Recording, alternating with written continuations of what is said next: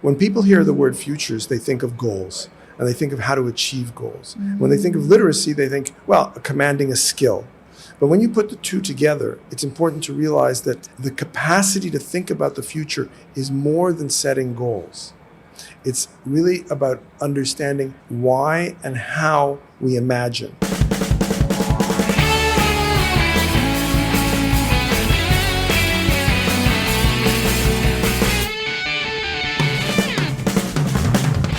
Hello and welcome to the Futures Workshop, a series of conversations with the world's leading futurists about the tools that they've created.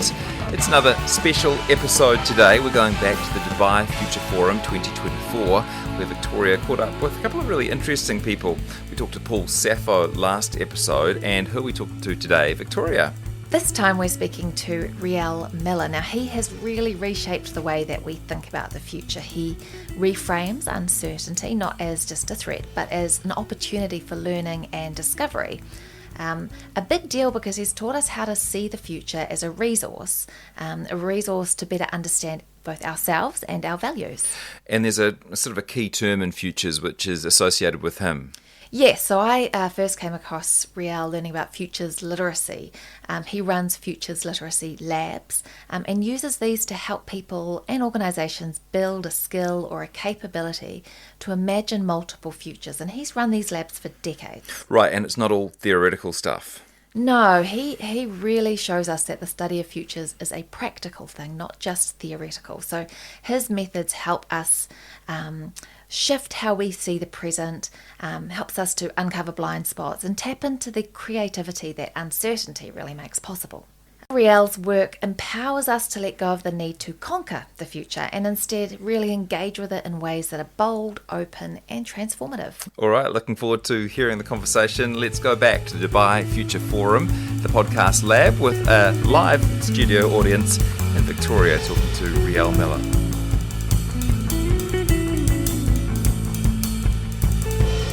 Kia ora koutou, ko Victoria Mulligan, tōku ingoa. Hello, welcome to the Futures Workshop podcast, a series of conversations with the world's leading futurists about the tools they've created.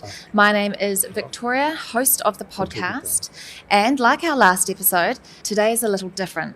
We're recording in front of a live audience at the Dubai Future Forum. And for those of you listening at home, we're coming to the end of some very long, inspiring days here at the museum, so I'm very impressed by your remaining energy. Thank you. Sitting beside me today is Riel Miller, one of the world's leading authorities on how we can use the future to change what people see and do. Riel's journey into the world of Foresight started back in 1982 when he joined the economics department of the OECD in Paris. Since then, he's partnered with governments, organisations and multilateral institutions across the globe, helping them think about and use the future more effectively. He's also spent 10 years at UNESCO as the head of Foresight and Futures Literacy, shaping how we approach and engage with the future on a global scale. That last idea, Futures Literacy, it's what we're going to focus on today. What is it? Why is that important? How do we foster it and how do we measure it? So, Riel Miller, welcome to the Futures Workshop. Thank you so much. Really glad to be here, Victoria. So, as I said, it's been a long couple of days. Before we get underway, have you got a highlight or two to share? Yeah, I think that the in some senses the big thing, the big takeaway is the energy in the room. There's been this vibrancy that I wouldn't characterize as a form of boundless optimism, but as a form of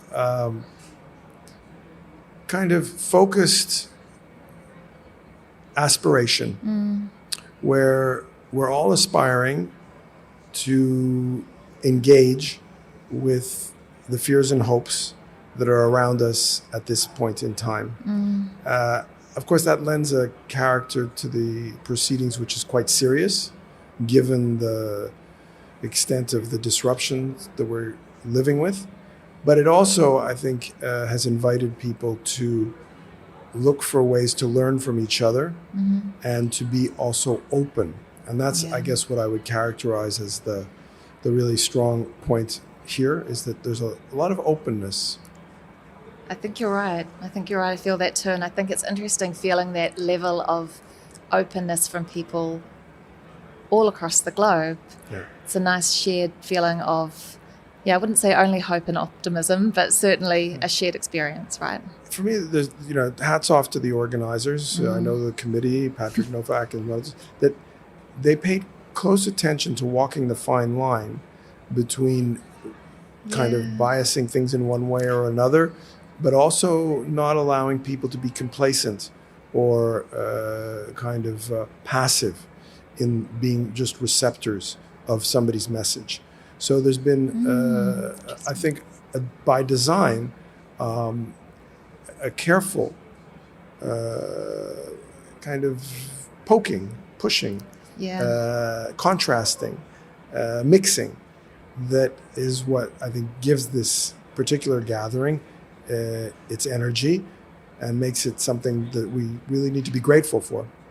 Yeah, that's an interesting noticing, because I agree with you. I think often we hope that things emerge organically like this, and they don't. No. It is a very deliberate, intentional move I think they've made to bring these groups This has to be together. designed. Absolutely. I've designed enough conferences in my day to know that it's a real effort and also skill. Yeah. It is.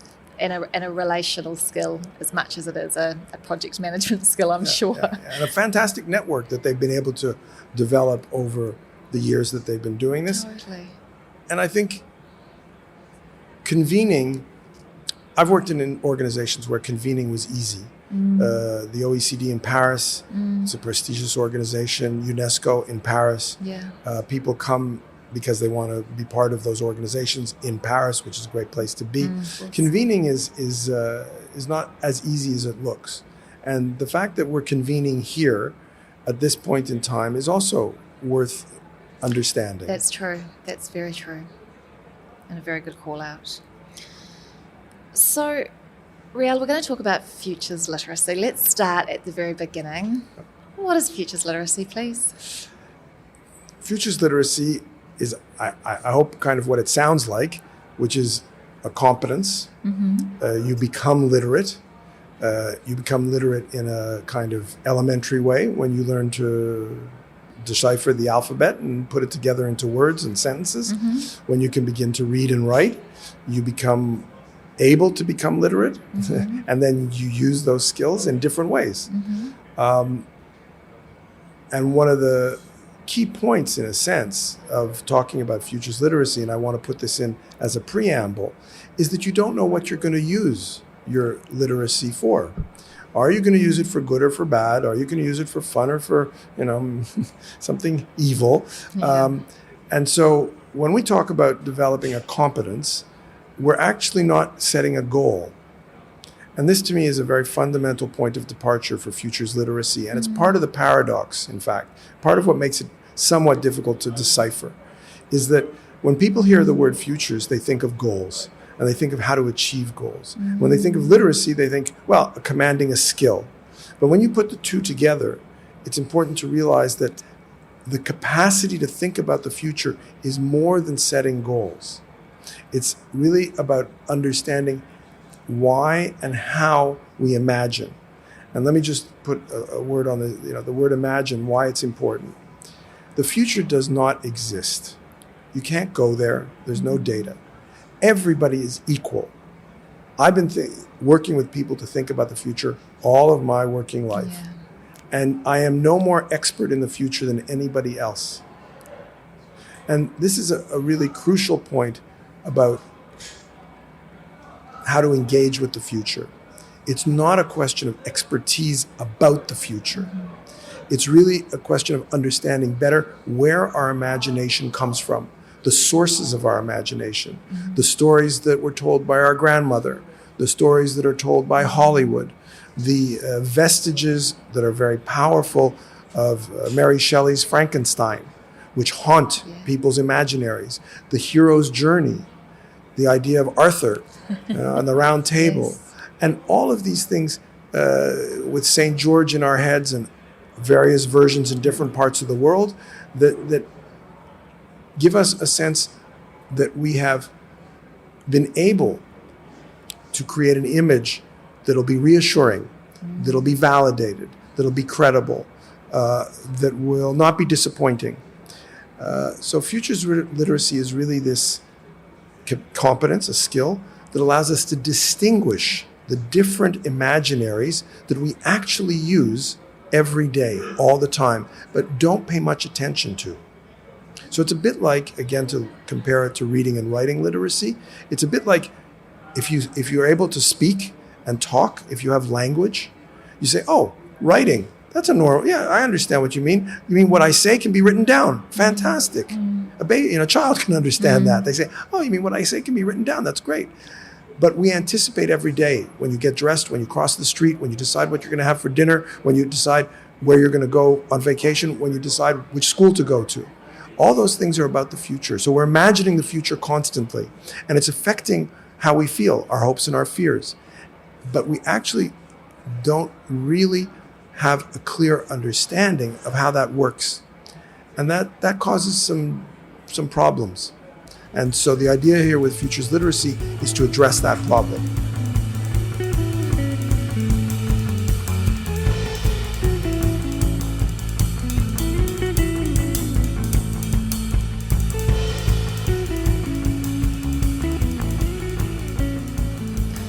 And tell me, do you think that futures literacy is more important now than it might have been 10 or 20 years ago?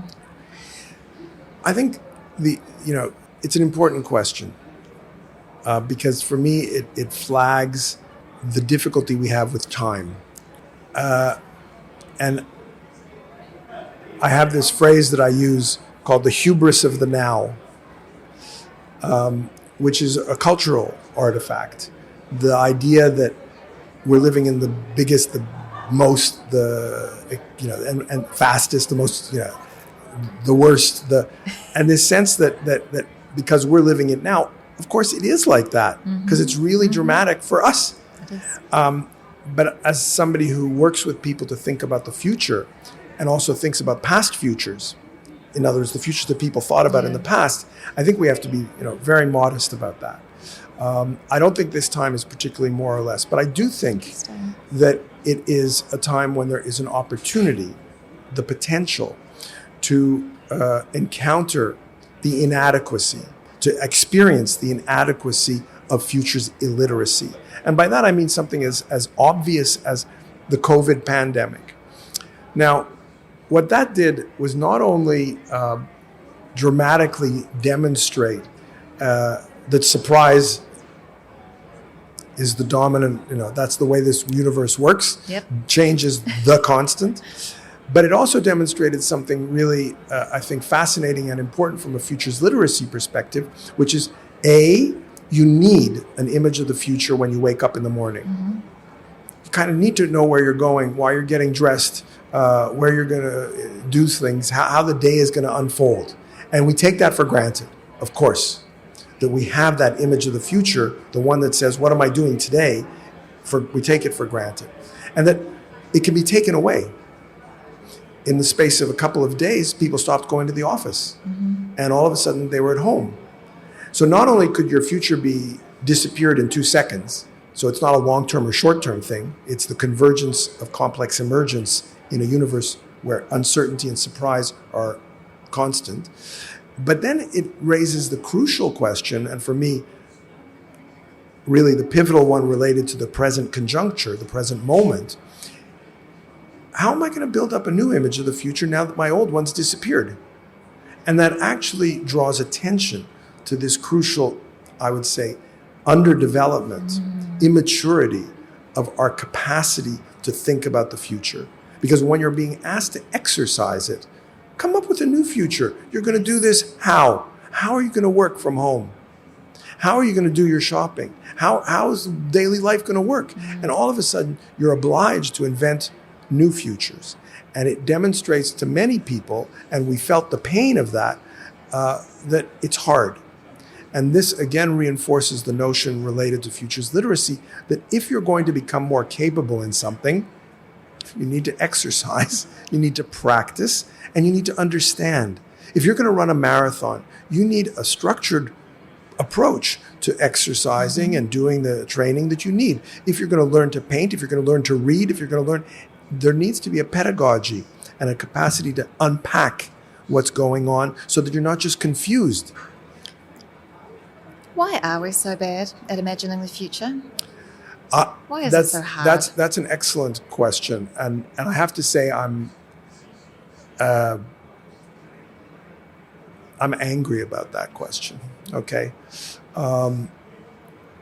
it's not a particularly directed anger, but it's a kind of anger at our history, and I think that the fundamental reason that we do not cultivate our anticipatory capacities, okay, is because an evolutionary process of societal reproduction, in other words, how do we recreate the day-to-day, demonstrated the efficiency of maintaining power structures by using the future in this way. In other words, by disempowering people from their own imagination and by using the past and the desire for certainty as a way to create security, you actually introduce a way of reproducing the past.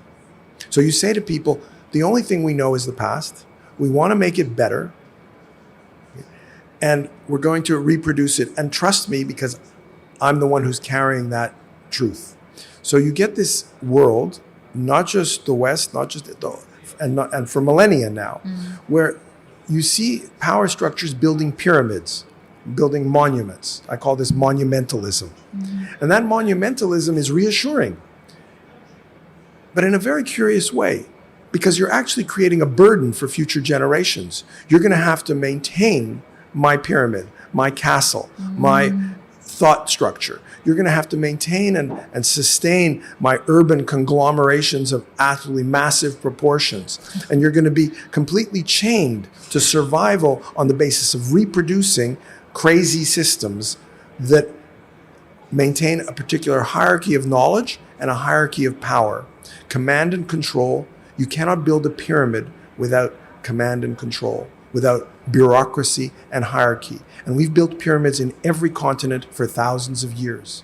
So the deficiency, the failure to cultivate one of the most powerful aspects of being human, which is our imagination, is something that is very systemic to the reproduction of power structures.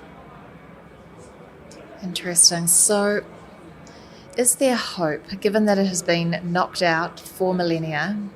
How do we rebuild our capacity for imagination? Is it possible?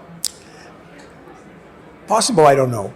But what I do know is that the planet's holding up a mirror, and that's actually kind of amazing, because the planet's not got an ideological agenda.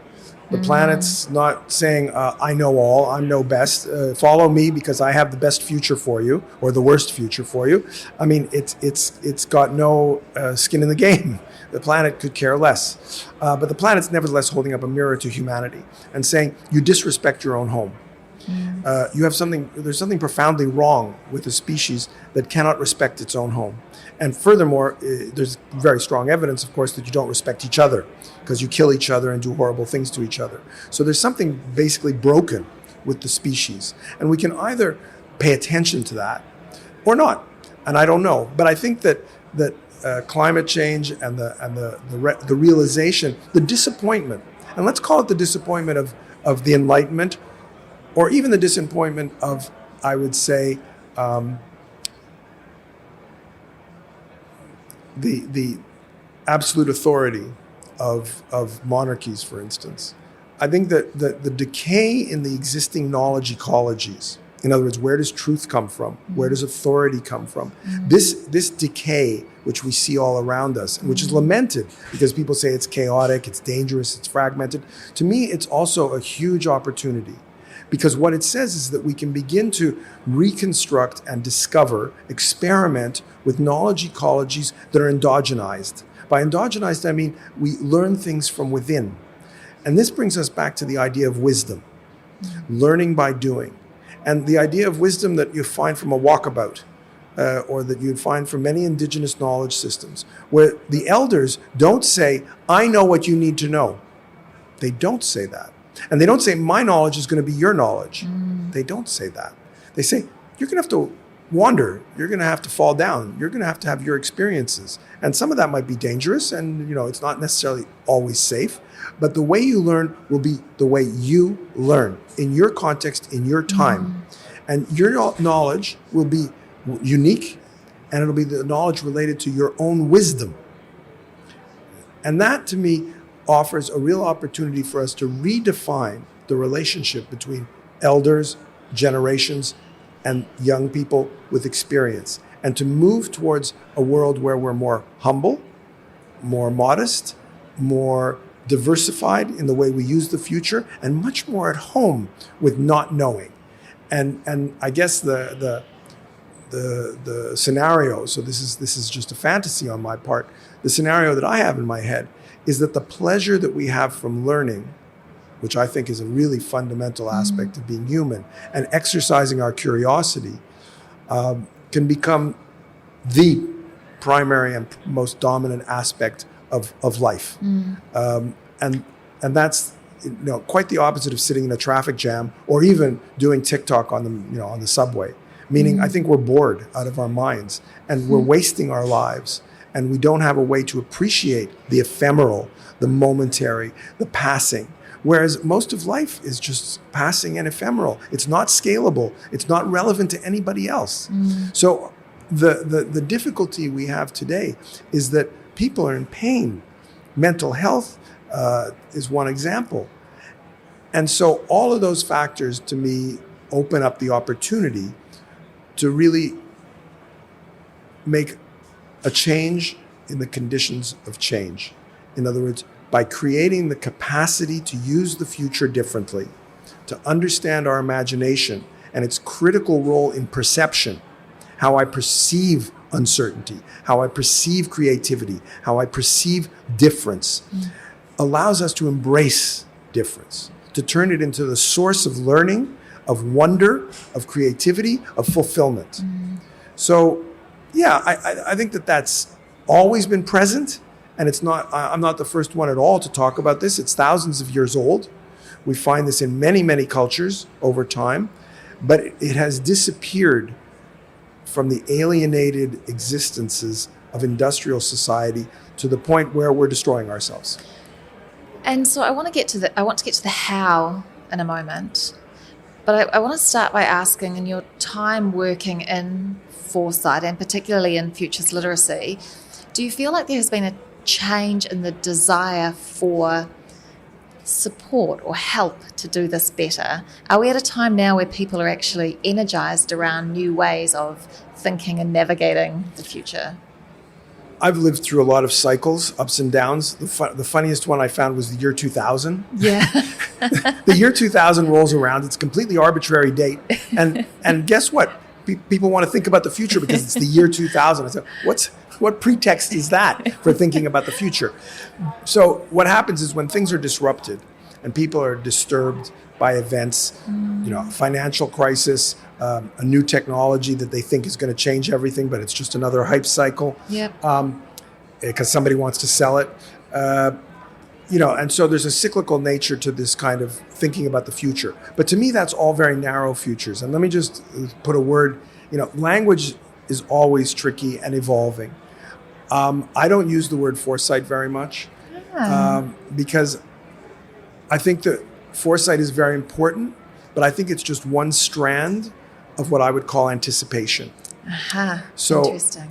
I have been trying to make the case, and in many different places, and to a certain degree with some success, that we need to be able to embrace the diversity of anticipatory systems and processes. What that means is that foresight is one of those systems, one of those processes. It's particularly related to planning. Yeah. It's particularly related to strategy.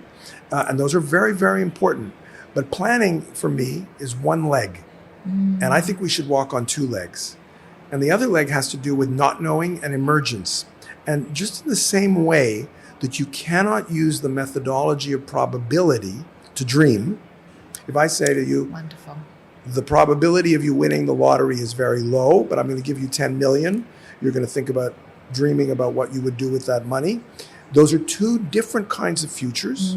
They're categorically different and they're methodologically different. The way we imagine them is not the same. Well, the same thing goes for not knowing. If I want to be able to perceive, I'm not talking about choice, perceive something that has no name, I can't use yesterday's dictionary because it has no name. It's something new. If I only use yesterday's dictionary to label and perceive things in the present, I won't be able to see things that don't have a name. And as we know, the dictionary is changing all the time. 10 years ago, the dictionary does not describe today.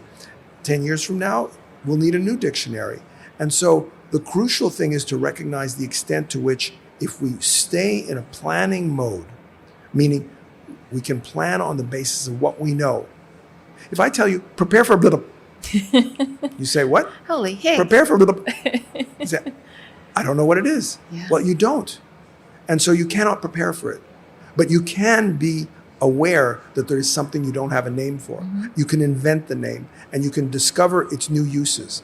And that's something that is fundamentally connected to our universe in the following sense: birth and death.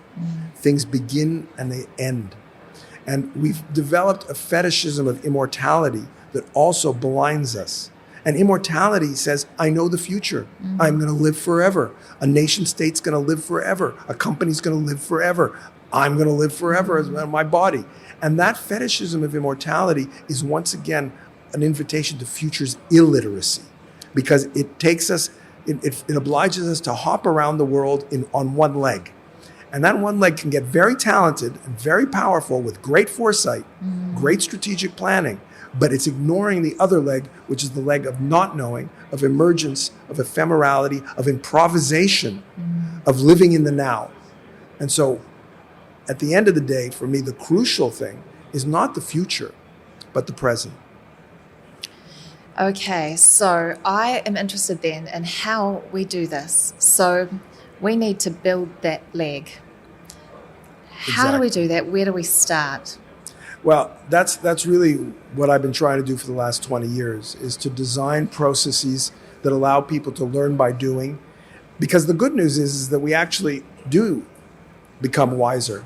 And we do use the future in that way. We just don't talk about it much. You know, one of the things that's so striking when I ask people to think about the future and they confuse the probable and desirable future, and I say to them, do you realize that you've essentially censored yourself because you said, be reasonable, keep your feet on the ground, don't put your head in the clouds. You know, your future should be something that doesn't disappoint you. You know, that's ridiculous. We can't imagine that. That makes no sense. And so we not only censor our desirable futures, but we then, you know, kind of limit the exercise of our imagination. And get seduced by easy images like Make It Great Again, nostalgia, or something like Hollywood, where we have very seductive images, or ones that are very frightening and kind of lock us in. So what I have discovered is that we can actually go through learning processes where people see that, because they can work with the future, work with their imaginaries.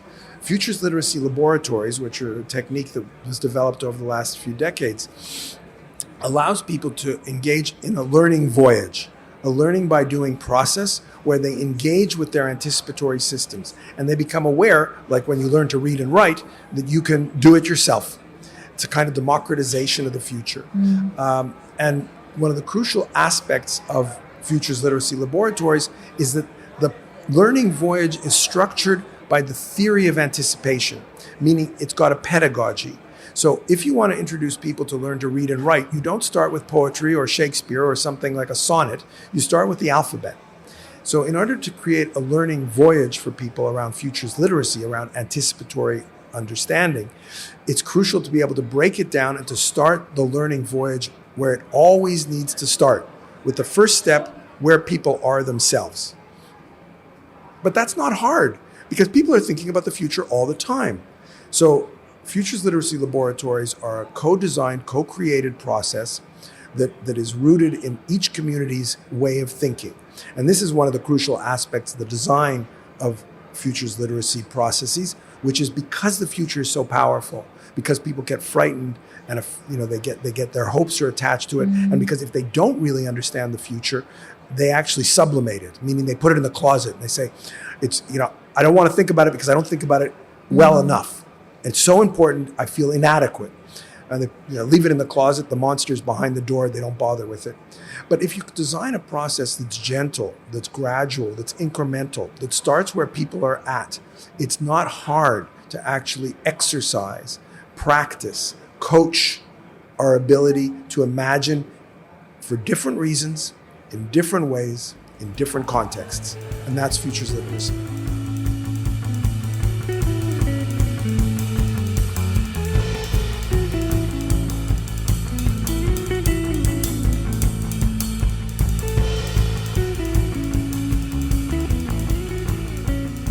Futures thinking is hard and it can feel quite intimidating.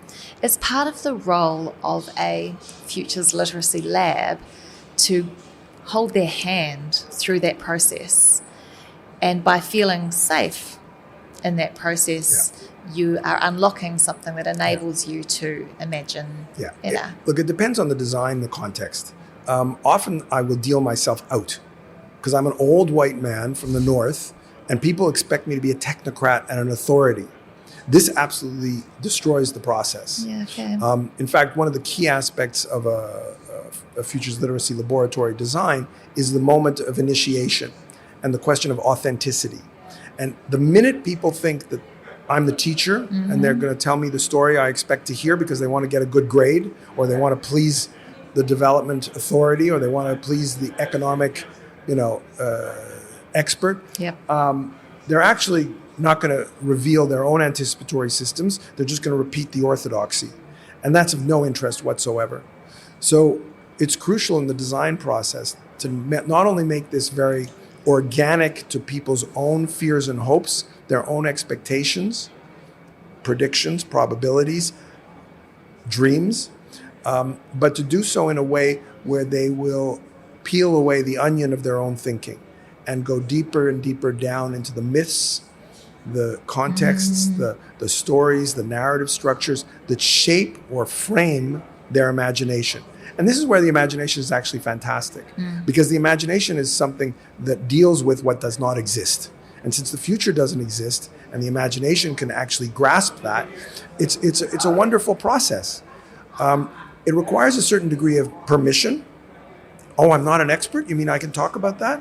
It requires a certain degree of, let's say, nurturing or creating a garden, a fertile context, so people can actually make the investment and engage.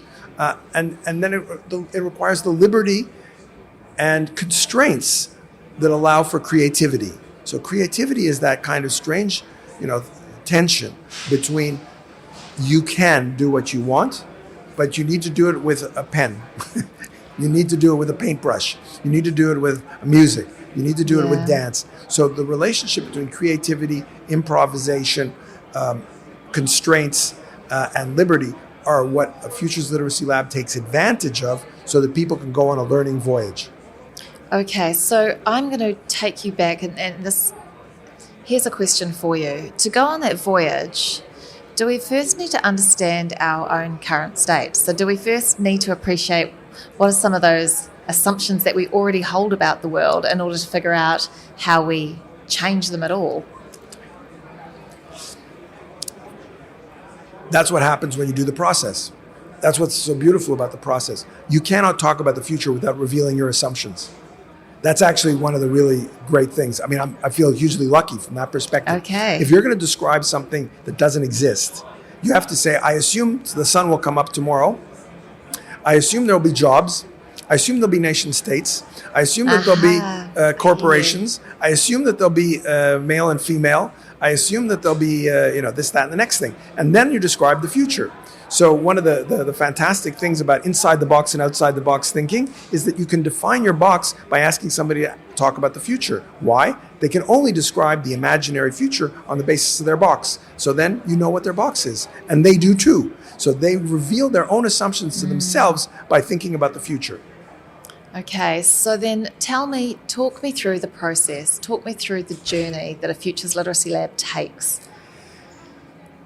The first crucial thing to say is that it's always customized. Okay, it's not off the shelf. Furthermore, there's a big difference between initiation, learning the alphabet, and doing a creative writing course to make movies or something. In other words, there's different levels of competency. These days, because most people don't have the basics, because we're not invited to discover them and we don't have structure for discovering them, it's important to start with an initiation. So it's important to start with very basic baby steps, learn the alphabet. To do that, you have to create that learning environment that I was talking about. And it's really useful to engage collective intelligence, meaning people use the diversity of their points of view and perspective in order to nourish their imagination. So you're moving from tacit, something you've got in your head, to explicit. And as you describe in explicit terms what you're imagining, I'm imagining Skynet, Terminator, AI becoming live and destroying all of humanity. You're going to reveal the sources of your imagination. You're going to reveal what you're afraid of, that our machines will come back to kill us, etc. So you begin to just kind of engage with that at a very basic level of seeing probable futures, desirable futures, and very, very kind of initially kind of almost with a sense of trepidation, emergent futures, the not knowing, the not doing of being part of a complex universe. Then you can build it up. Because like I said, we use the future in many different ways, and we have many different anticipatory systems and processes. And as you become more familiar with what it means to read and write, you can write poetry, but you can also write recipes. You can also write encyclopedias. You can write fiction and nonfiction. You can write posters. I mean, what you can do is many different things. And so gradually, as people become more futures literate, they are able to use the future in different ways, using different methods in different contexts. And so we talk about futures literacy as a process as opposed to a specific tool. So can I ask, are there practices that you build into a futures literacy lab? Exercises, activities? Look, it's necessary to use heuristics in the same way that when you learn the alphabet, you'll put little letters on a table, or you'll use see spot run or something. I mean, there's different techniques and methods that are part of the pedagogy, part of the learning process. And in different places, it's different. In some places, we use song and dance. In some places, we use sticky notes. In some places, we use games. I very often use sculptures and role-playing. In other words, I try to invite people to understand the symbolic nature of what they're thinking about.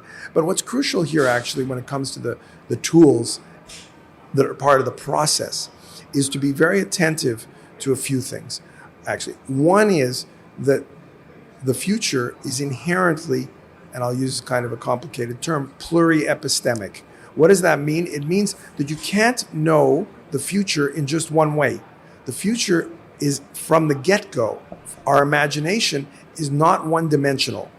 If I say the future is a 5% growth rate or a 10% decline, you'll say, yeah, okay, I get that. But that's certainly not the only way to think about the future.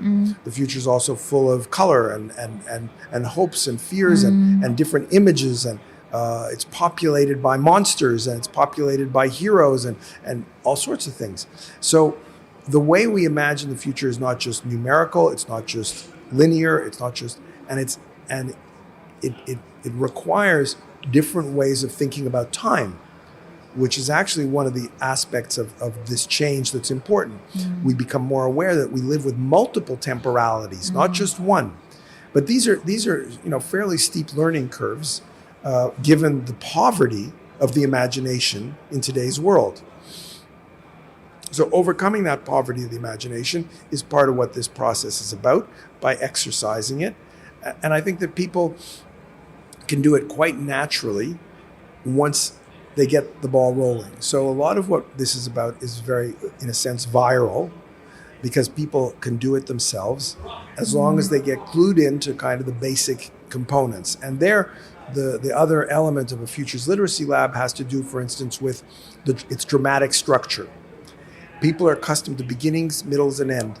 So you introduce people to the intrigue, the characters, and then you dive into the detective work, and then you resolve the story. So design here calls on us to be very attentive to How much sunlight is there in the room? Are we starting in the morning? Are people hungry? And how that affects the way in which we work collectively and the way our own creativity functions. So futures literacy laboratories, as genuine laboratories, that is sites of creation and experimentation, require very careful design. So there is a whole expertise related to developing these tools, which are just one tool. And I want to underscore what you already said, which is futures literacy is not a tool. It's not a method. Just in the same way that reading and writing is not a tool or a method, it's a capability, it's a competence. There are tools and methods for learning how to read and write. You use different mechanisms for reading and writing, but in and of itself, it's a capability. It's something humans are able to do, and able to do more or less, better or worse. So we are going to have to wrap up pretty quickly, I think. But I want to ask you, we've talked a lot about these labs, and people come with these preconceptions about what a lab is. So what is a lab for futures literacy? This is a very practical question. Very variable geometry. Frankly, it takes time to do a learning voyage.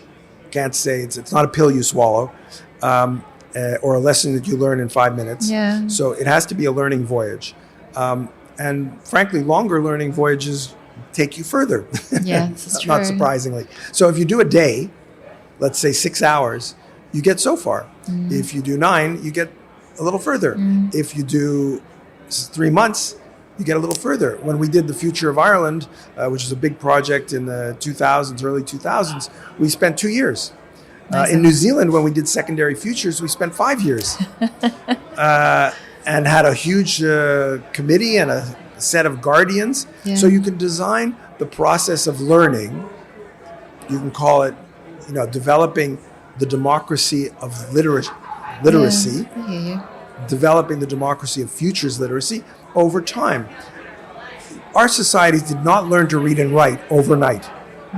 And furthermore, we didn't even know how to do it when we decided that, maybe it's not a bad idea, because we didn't know about schools and how to actually create textbooks and get all those teachers. So we learned through experimentation how to develop reading and writing literacy. We will do the same thing, I think, with futures literacy. I think you're right. And I began by asking you, what is futures literacy? And if I asked you that again in 10 years' time, what would your answer be? My goodness, I certainly don't know. And that's what's fabulous about it, because I think that when you change the conditions of change, you have no idea what's going to be invented or done in the future. And already, very much so, I think futures literacy as a concept, it's in the Pact for the Future. People are practicing futures literacy. People are doing futures literacy laboratories all around the world. Many of them that I have no idea about. And that's something that's escaped into the wild. It's 1,000 flowers blooming. It's the mutations of the viral concept. Is when something catches on, it mutates and it goes in different directions. But I think that it has a fundamental attachment to something that is universal, which is that we all are in part of this complex emergent universe. And we all, I think, will feel better if we can feel at home in our home. Well, that is a perfect and beautiful way to end. Thank you so much, Riel. Very grateful for your time. And I look forward to learning more from you about this space. Kia ora. Thanks a lot.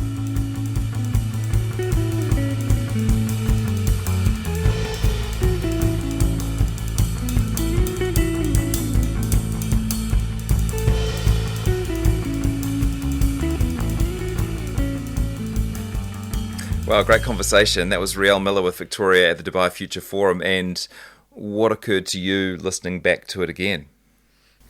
For me, one of the big takeaways was how Riel explained futures literacy itself. So he talked about understanding how and why we imagine. I also thought the way that he suggested a shift from trying to know the future to exploring it will really change the way people and organisations think about uncertainty. He said futures isn't just for experts. Yes, and he emphasised that everyone is capable of imagining the future. It's something we all already do, even if we don't realise it. I thought that his point about revealing the assumptions that we carry was super powerful. So when we think about the future, we uncover the things shaping our decisions and perspectives in the present. Riel's analogy of learning futures literacy, like learning to read and write, really resonated with me. Like learning the alphabet, right? Yes, like learning the ABCs and then building from there. His futures literacy labs are like those first baby steps. So they give people the space to practice articulating their imaginations, just like a child practicing their first words. Once you master the basics, it's like unlocking this whole world of possibilities, whether that's planning, problem solving, or just dreaming big. And he said imagination is like a muscle. Yes, it's something we need to exercise regularly. So not just for big picture thinking, but for making sense of everyday decisions. And I liked how he framed his labs as, what did he say, spaces for exploration, not places to hand out answers. Exactly. And I suppose that's true of any decent teaching environment, right? But in this case, the labs are designed to help people uncover their own ways of imagining and engaging with the future. It's a really inclusive, accessible way to approach this kind of work. Okay, so where to from here?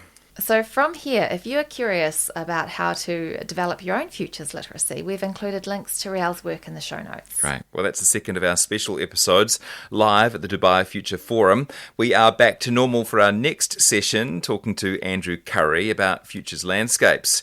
And we'll be following that one up with another imagined workshop, sticking with the format we've been using this season.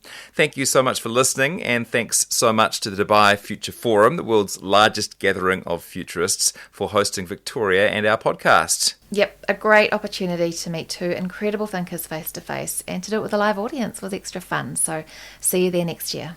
Kia ora, and thanks for listening.